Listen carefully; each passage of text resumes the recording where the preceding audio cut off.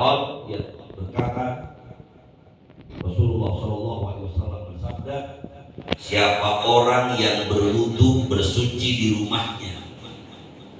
Jadi yang afdol itu wudunya di rumah. Ini sekaligus mengajarkan supaya toilet masjid jadi bersih. Yang saya bilang tadi, makan jengkolnya di rumah, kencingnya di rumah, semua di rumah.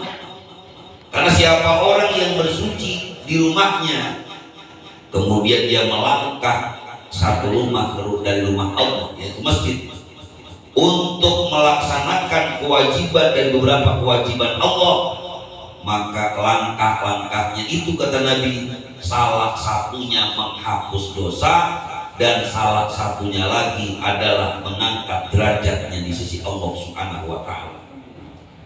Wa anhu 'an Nabi sallallahu alaihi wasallam qala, man ghada ila masjid aw raha a'adallahu lahu fil jannati nuzulan kullama ghada aw raha. Siapa orang yang berangkat ke masjid, ya, maka Allah akan siapkan baginya di surga satu tempat dia bolak-balik di sana. Ada tempat spesial buat orang yang cinta masjid.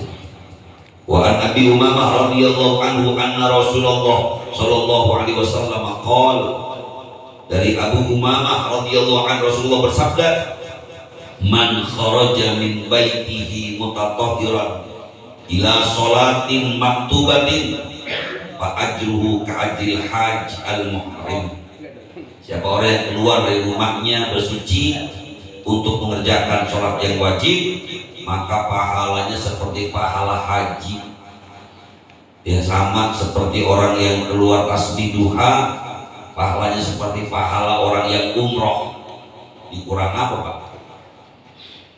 Kalau pahala rasanya sudah banyak disebutkan oleh hadis-hadis Rasulullah SAW, tapi memang karena sifatnya nisbi, nggak kelihatan langsung, kita kadang-kadang kurang yakin. Tadi siapa orang yang berangkat ke masjid, pahalanya diampuni, derajatnya diangkat oleh Allah Ta'ala. Nggak kelihatan. Jadi kalau kelihatan rasanya orang rebutan. Mungkin harus ganti kali, ributnya diganti sama kita. Siapa orang yang sholat di masjid, maka setiap orang yang pulang dari masjid, pulangnya dikasih HP atau Saya pernah ada satu pengalaman di sebuah perusahaan di Jakarta. Itu sampai bosnya itu saking bagaimana memotivasi karyawannya sholat 5 waktu berjamaah, dia itu kasihnya ribut duit, Pak. Jadi ada orang yang diberi tugas, nanti suruh ngabsen siapa karyawan yang rajin sholat berjamaah, itu dikasih tanda, besoknya gaji ditambahin. Makanya itu masjid gak pernah sepi. Termasuk di sana juga, kalau ada yang jamaahnya mau berhenti rokok, langsung dikasih duit 5 juta. Saya bilang kalau dikasih 5 juta mungkin boleh juga bentaran. Ntar habis dapat 5 jutanya habis rokok lagi. Saya pernah ditanya, Ustaz gimana ini? Saya bilang kalau hanya untuk awalan nggak masalah. Untuk membuat gebrakan awal nggak apa-apa. Tapi kalau terus-terusan seperti itu, orang akan kehilangan orientasi. Akhirnya orang beramal ibadah, orientasinya dunia. Orientasinya dia dapat duit. Orientasinya dia dapat HP. Orientasinya dia dikasih duit 5 juta tadi. Nah, ini nggak boleh. Karena tidak ada pahala yang luar biasa kecuali pahala dari Allah Subhanahu wa Ta'ala. Sama dengan kita ngajarin anak-anak kita, ayo ikut bapak ngaji subuh yuk. Ntar pulang ngaji subuh kan ngantuk tuh, penuh ngantuk Pak. Ntar kalau pulang ngaji subuh ikut bapak, pulangnya bapak beliin lato-lato. Jadi semangat. Awalnya nggak apa-apa untuk memberikan motivasi, tapi lama-kelamaan nggak boleh lagi.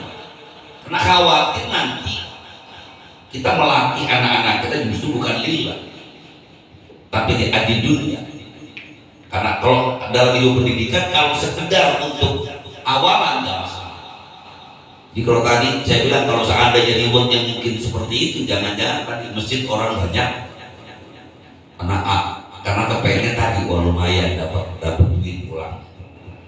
Tadi di tempat saya ada orang ngaji, ibu-ibu, pokoknya setiap yang ngaji pulangnya dikasih beras, dikasih Indomie 20, ada absennya. Ntar setiap bulan puasa ada THR-nya. Itu ngaji sama penuh banget, Pak. Nenek-nenek semuanya datang. Mahmud, mama muda, Mahwa, mama tua, datang semua ngaji. Pulangnya 12 sama Indomie, sama duit 50.000. Tapi dia ngajinya kadillah, gak dapat apa-apanya ngaji, ya Rob. Paling bertiga, berempat, mukanya L4, lu lagi, begitu kira-kira. Maka ini harus belajar disorientasi kita, bagaimana jangan sampai niat kita tujuannya adalah dunia. Apalagi dari Nabi kita Muhammad SAW banyak sekali Rasulullah menyampaikan informasi bahwa membangun masjidnya karena Allah, mengisinya karena Allah, memakmurkannya karena Allah. Maka insya Allah kita niat dan berazam dalam hati kita untuk menjaga sholat 5 waktu kita secara berjamaah di masjid. Niat dalam hati memakmurkan masjid Allah dengan mengisinya dengan kajian-kajian agama dan juga membersihkan masjid, dan yang paling penting adalah mengisinya. Ya, mudah-mudahan kajian kita ada manfaatnya. Sengaja saya ulang kembali sebagai bagian dari muhasabah kita, bagaimana memfungsikan masjid sesuai dengan fungsinya yang sebenarnya. Karena beberapa kali kita di grup berdiskusi bagaimana membangun kembali fungsi masjid yang sebenarnya sebagai sentral umat Islam, termasuk diantaranya PR kita adalah bagaimana menjadikan masjid bukan hanya sebagai tempat ibadah ritual, tapi juga sentral ibadah sosial. Ini yang belum terrealisasi. Kita banyak sekali melihat misalnya jamaah belum mengambil manfaat banyak dari masjid. Misalnya masjid uang kasnya banyak, tapi di sekeliling masjid malah miskin. Masjid uang kasnya banyak, tapi pinjol sama bangke banyak. Pinjol pinjaman online, kalau bangke bank keliling. Harusnya masjid jadi solusi. Bagaimana uang kas dikelola untuk kesejahteraan umat. Bagaimana uang kas masjid dikelola, diolah sedemikian rupa, bisa akad mudharabah, bisa akad murabahat. Itu sebenarnya bisa kalau kita mau menjadikan masjid betul-betul sebagai sentral kegiatan umat Islam. Saya rasa itu saja kajian yang kita baca pada kesempatan pagi hari ini.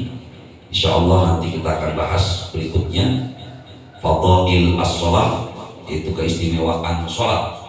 Semoga kajian pagi hari ini dapat kita ambil manfaatnya bersama, dan saya mohon maaf jika banyak kekurangan dan kesilapan.